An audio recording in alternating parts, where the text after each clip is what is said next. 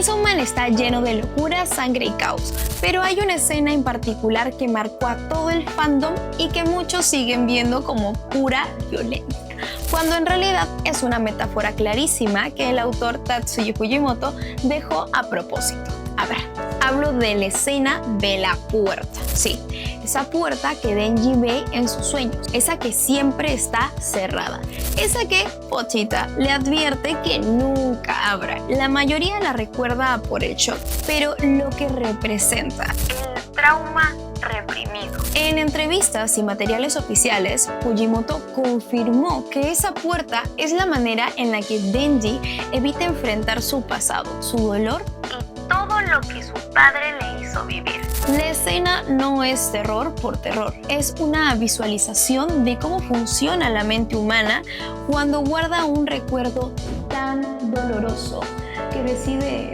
bloquearlo. La puerta es el límite entre el Denji que intenta sobrevivir y el Denji que no está listo para aceptar quién fue.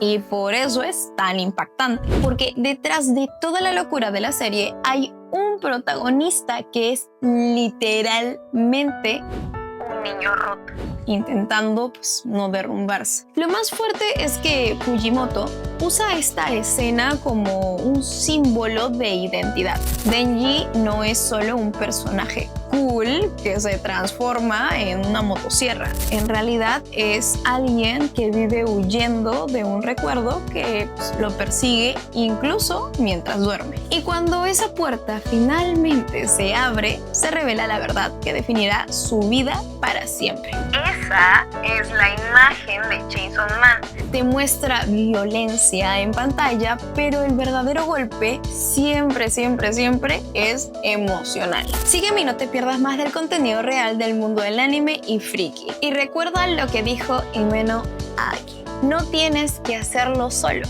yo estaré contigo.